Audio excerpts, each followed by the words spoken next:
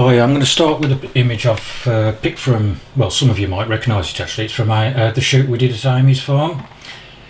I'm only picking this one because you can see it's underexposed, it's nothing of a special shot, and colours are muted, light's muted and flat, but it's got potential to be a good black and white picture. The way I do it, the first thing I do is we come across here to lens correction, and I always make sure those are ticked, and as you can see there, it picks out the profile for the lens and it fixes any distortion. I can flick these off so you can see the difference, slightly darker, slightly more distorted when it's turned off. It's on now, so that can be forgotten about. We can see the image has got plenty of sharp detail in there. This particular image I only shot at f2.8, so it's a very shallow depth of field. The handle's out of focus, even the back wheels of the truck's out of focus. On this one, I don't care. It's going to make a good black and white picture, and the only reason I know that is because I've done it already. But I'm going to give you a quick guide through about what I actually do. Although it is actually level, and I know the camera was level at the time, because of the distortion it doesn't look level. Buildings sloping that way, telegraph poles sloping that way, the house is sloping that way. It's just a case of tweaking it to personal preference. I'd rather see the truck itself as square as I can without losing that edge off the corner there, so I've just straightened it up a little bit. As you can see, sky's verging on being a little bit too bright. Foreground, there's lots of fill and shadow, things like that. All that can be dealt with. So we're just going to go into basic, and the first thing I ever do, click it to black and white. Gives you a good idea whether it's going to be a good black and white. I think it is. My personal preference is lots of contrast. But as you can see, it darkens everything down. That's easily sorted, because then you can bring your shadow detail up. And what I actually like about doing with black and white as well, it doesn't matter if your shadow detail brings up lots of noise. For me, it's like putting grain into a black, or using grainy black and white film back in the day. Still a bit flat. That's what these two are here for, whites and blacks. Highlights, you can tweak that down a little bit. It will bring a bit back in the sky, but I'd rather deal with the skies separately. The whites, if you click on the white slider, you can see what it's doing, but if you press Alt, you can see what happens there with the sky. As you slide it up and down, it's showing you what the white's doing.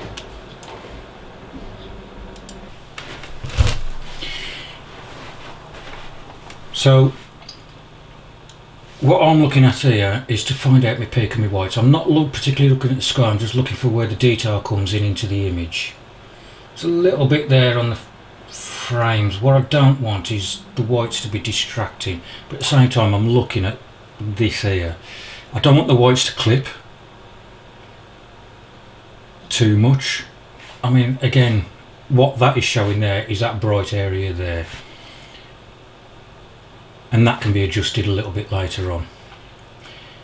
It's these here, this whites I don't want to clip, it's the path I don't want to get too bright. Same with the blacks, you can click on the black, press Alt, and you can see your blacks coming in and going out. You can see where your shadow is going to fill in by sliding the black to more black. But saying that, I like high contrast pictures, so what I'm going to do is actually add more black, and I know the blacks are clipping, but I can tweak the exposure to get that contrast in there. And as you can see here, it's still slightly filled in, but we're getting more and more contrast into the image. Clarity, this is a dangerous slider. That's about as much as you ever want in an image, and that's as much as you ever want to take out of an image. Go too far, it looks too plasticky. You go too far, it just looks black and white. It's not as bad, but if you go on a colour picture, that really ramps up the grain in the image, the noise and everything else. You don't want it. What it is micro contrast. Usually my guide is 31, 33, and that's where I'll work from. As you can see, it's made the whites in the path brighter than I really want, but we're starting to get some texture into this bit here, which is what I'm after. And this is where this one comes in useful, the texture slider. This is a fairly new addition. This is I don't use it very much, but I will on a picture like this add a bit. And as you can see, it's building up. It's getting better and better, but at the same time, so is the background, which isn't good, because the background is distracting away from this here. So what I tend to do after I've done that is come down to effects. I like a vignette. I very rarely go more than -19, because as you can see, it makes a big difference. It's even darkened down in the centre, but that's as much as I do. And I'll come back and add a little bit more, just to bring these shadows back up. Now what I've gone and done is gone into the brush tool. Brush tool, this is brilliant. This is, I mean, you can basically pick anything in your image and mess around with it. On this particular one, I want to darken down this path area because it's just too distracting. At the moment it's -2/3 of a stop. I'm just going to go for a bigger circle, and you can see I have quite a lot of feather. Auto masking is always switched on, or should be. Yep, auto masking. There we go. And then it's just a case of get rid of that distracting highlights. This is what judges are on about a lot of the time.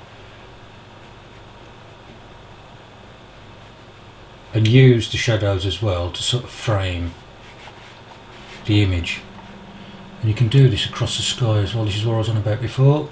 If you just do that, you just bring a little bit of detail back in the sky. If you've got 3 or 4 different things to do, you can click new, and then you can make a new adjustment and it'll start again. Make this slightly smaller and bring this up. If it's not enough, bring it up a bit more. New again. In there I just want enough detail so you can just see it.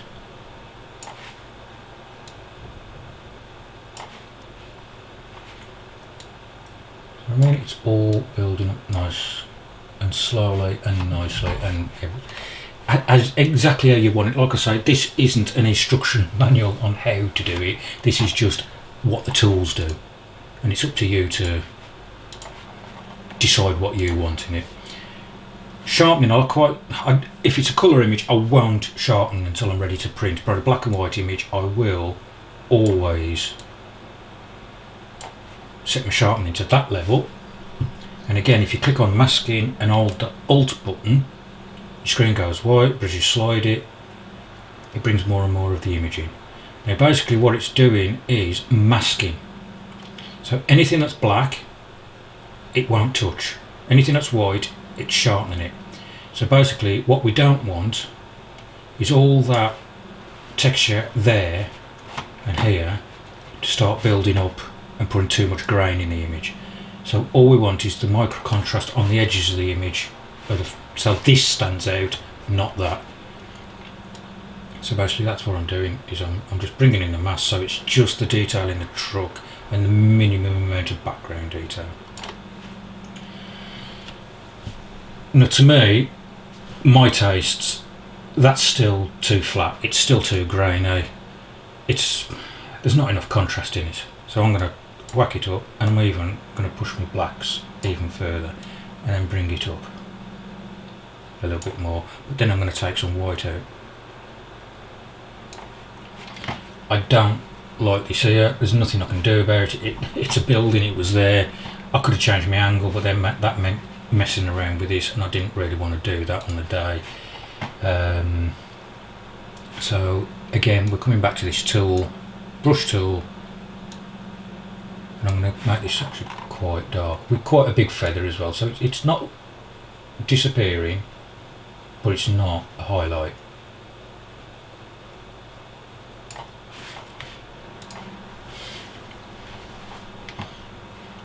Now I'm just going to tweak my shadows a little bit more so it just brings up this. You can just make out the dogs. I'm not particularly bothered about the dogs being a highlight. The building, that's nice, I like that. The sky, yeah. I'm going to try with a vignette, which is what this one is here. Works exactly the same. Everything, just make sure whenever you use any of these tools, unless you've got presets, that is all at 0. At least you've got a fighting chance of knowing where you are when you start, because I'm terrible at remembering what my sets are. All I do is I bring down the vignette, first of all like that, no effect, but then what we can start doing is bringing the sky in. But I'm going to add contrast to the sky. Well, actually it looks a little bit better without the contrast. We can pop the whites up a little bit, but I want to make the clarity just a little bit more, just to give it a bit of edge. But like I say, this is what I like. This isn't necessarily what you're going to like. Now, again, I'm looking at Darren and I'm thinking there's maybe just a tweak on that, and literally a tweak. And I like to add, like I say, a bit of grain. Not that you notice it, but it just gives it a bit of roughness. And that's what you want on a shot like this. Nice, harsh detail where it's sharp, and a softness where it isn't. It's not meant to be a bright image, in my opinion. It was never a bright image in the original. And the way we can see that is by, oh, wrong one, doing that. There's your original, and there's your adjusted. And for me, that's 100 times better than it was. 100 times better. A lot of people as well like to remove bits that are in the shot that are distracting and what have you. Yeah, okay, fair enough, you can. I'm not one for that, but that's what this is here for. Just for instance, that bit there, click on it, it'll pick somewhere else, done, gone. I like to leave it as it is. If it was there, it was there. The only thing I might adjust is things like, or remove, is things like this bit here, which is a bit distracting. And if I do remove it, nobody will notice. But I will try and pick an area that blends in. And leave that like that. Okay, it looks like it's sticking at the top of the kennel. Who knows apart from Amy? And that's pretty much how I do it now. I mean, you've just seen me do that. Okay, it might be slightly different to what I've done before. Not much, but there you go. That's a black and white image.